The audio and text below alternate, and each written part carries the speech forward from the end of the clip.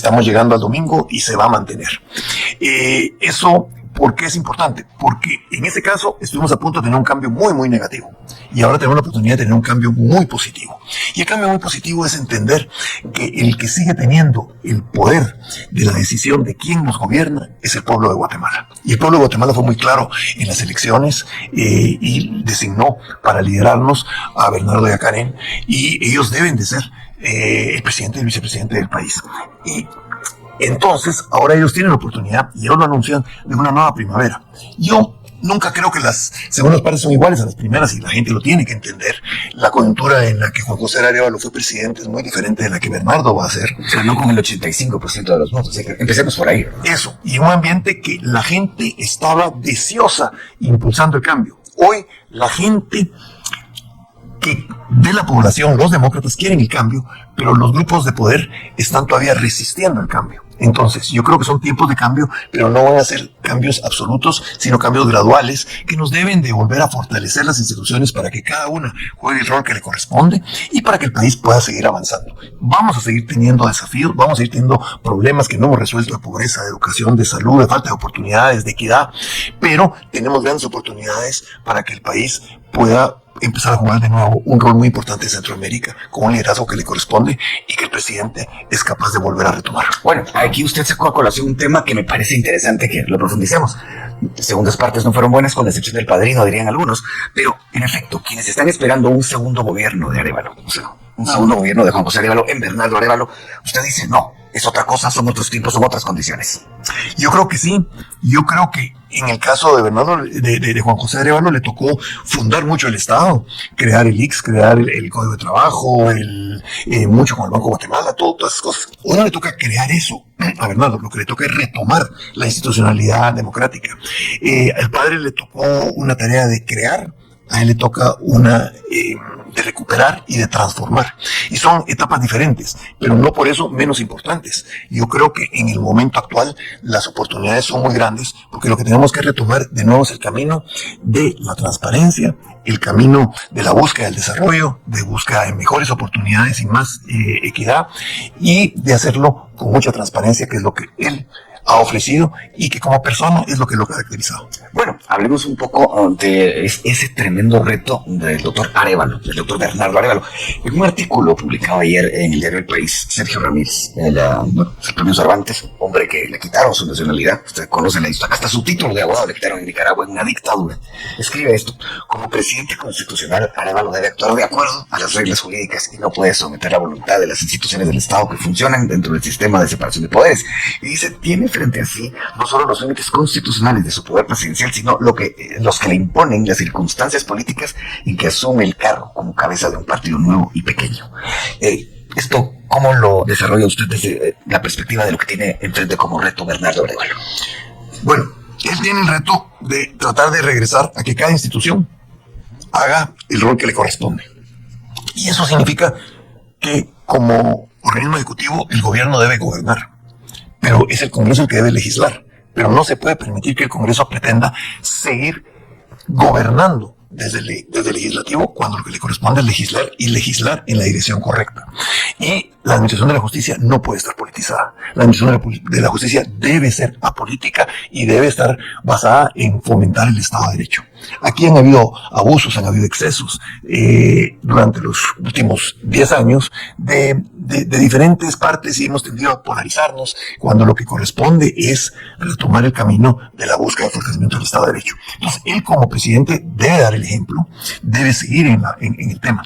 Pero eso no significa tampoco tolerar ilegalidades de ninguno de los organismos o entidades del Estado. Y en eso él tiene todo el derecho de intentar y hacer lo posible por hacer los cambios que cree que le permitan de nuevo despolitizar las instituciones y hacer que la política funcione en función de la discusión de los grandes temas legales en el Congreso y no en el funcionamiento de los ministerios y mucho menos en la administración de la justicia. Un tremendo reto para cualquiera que llegue al poder en Guatemala, pero especialmente ahora, es devolverle a la gente el optimismo. ¿Cómo ve esto?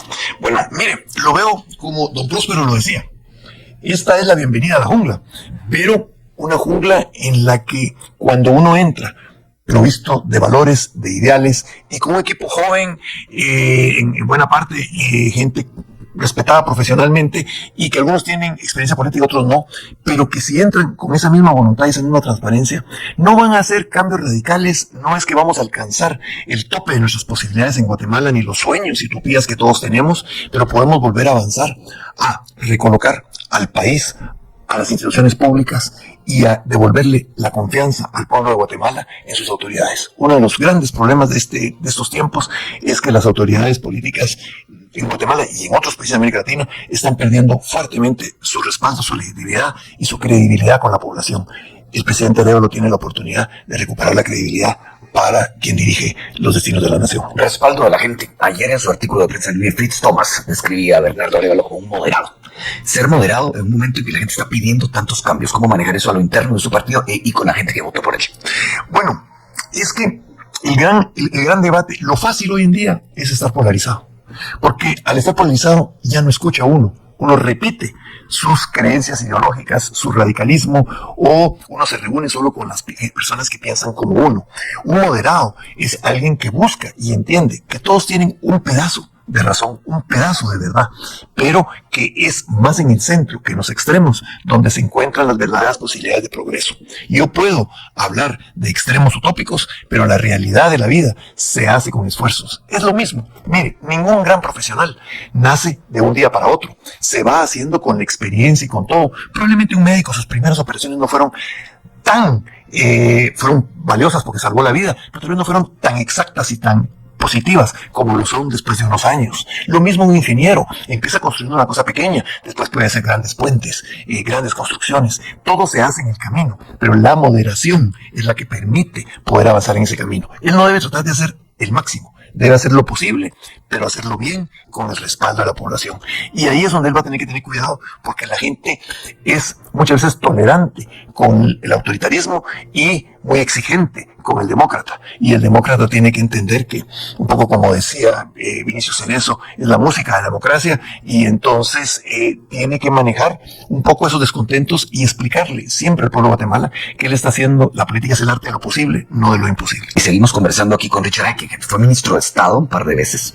2 veces, sí, ¿verdad? Sí. 2 veces, si no estoy mal entonces. Y firmó los acuerdos de paz. Fue por muchos años columnista de prensa del periódico, cuando ese diario desapareció y ya no siguió escribiendo la columna de los lunes, ¿verdad? Sí, era la columna. Hay gente que la está pidiendo, yo tengo un par de mensajes acá, ya le hago la pregunta después. Estamos hablando sobre la visión de Guatemala, hemos escuchado diferentes voces esta semana. Una de ellas, la del doctor Eduardo Mayora, que ayer decía: necesitamos recuperar la infraestructura institucional. Esto cuando conversábamos acerca de, bueno, así como hay preocupación por tener buenas carreteras, escuelas de primer nivel, hospitales que sirvan bien, bueno, la infraestructura de la justicia, por ejemplo, recuperarla. ¿Cómo ve esa importancia en la Guatemala de los próximos años? Mira, yo creo que es fundamental. Cuando se politiza la justicia, el sistema democrático está al borde del abismo. El primer proceso para generar un Estado de Derecho es despolitizar la justicia. Y eso es un tema que es fundamental que nosotros se retome en Guatemala en los próximos años. Y lo que creo que es el otro tema que es fundamental es que este no es un tema de izquierda, no es un tema de derecha, es un tema de creencia o no en el sistema democrático. Y la creencia en el sistema democrático hace que la división de poderes debe funcionar en un país y que debe de existir cada quien hacer una función. La democracia republicana, digamos. La democracia republicana. Y creo que he tenido el privilegio de escuchar su programa en las últimas semanas, y las conversaciones han sido muy importantes de los invitados, hablando sobre esa importancia de la democracia republicana, esa importancia de retomar el camino, de construir el futuro. Lo único que es fundamental para construir el futuro es que no se puede construir el futuro viendo por el retrovisor. Y ese es el gran tema de Guatemala. Las discusiones las hacemos con la vista en el retrovisor, y todo es seguir.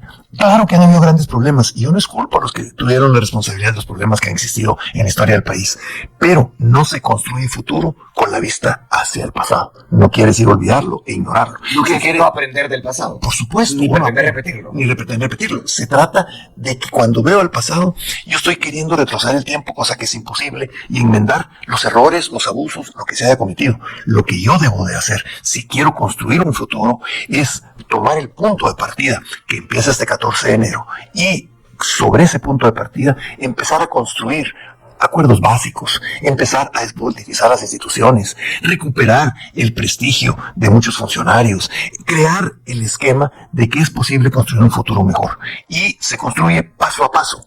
Aquí el tema es que uno sube por las escaleras, pero las caídas pueden ser por elevador.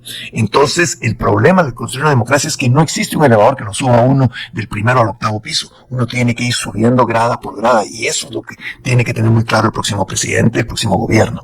Pero hay que evitar los peligros que hemos tenido, donde estuvimos a punto de caernos. Si ya estábamos en el cuarto piso, podríamos haber estado ahorita otra vez en la planta baja, si dejamos Casi que el que, elevador. casi que en el sótano 3. Bueno, eso pudo haber sido. Cuando usted dice eso, me llama la atención eso que usted acaba de mencionar.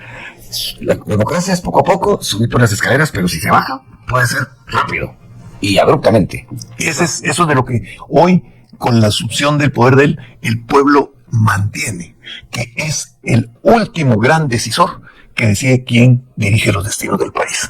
Y eso es lo que tenemos que hacer. Lo otro que tenemos que recuperar es que, mire, el papel que hicieron las juntas receptoras de votos. O sea, esos guatemaltecos que siguen apoyando cada elección con su trabajo voluntario, sin cobro, para poder contar los votos y ver los resultados. Eso es la base del sistema.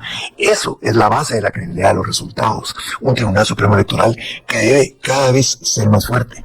El tema de hoy en día es que con tanta información se busca el pequeño error para tratar de magnificarlo, como que si fuera la generalidad. Ese es el problema del mundo de hoy. Hay tanta información que yo puedo escoger una esquina de la información y sobre esa extrapolar para tratar de demostrar que es una verdad. Y cuando las verdades son mucho más complejas, porque no hay blanco y negro en el mundo, lo que tenemos que hay un camino hacia lo negro o un camino hacia lo blanco. Y lo que queremos es un gobierno que nos empiece a ayudar a transitar hacia lo blanco. Bueno, yo al principio le planteaba al licenciado que hay 3 opciones en una selección múltiple: tiempos interesantes, tiempos recios, tiempos de cambio. Se decantó por los tiempos de cambio, lo cual me parece que es lógico en un viernes previo a la transmisión de mando. Pero sí hemos vivido tiempos recios, licenciado, de verdad que muy recios. Es que, y eso es lo que digo, que es lo importante de poder saber la etapa en la que uno está.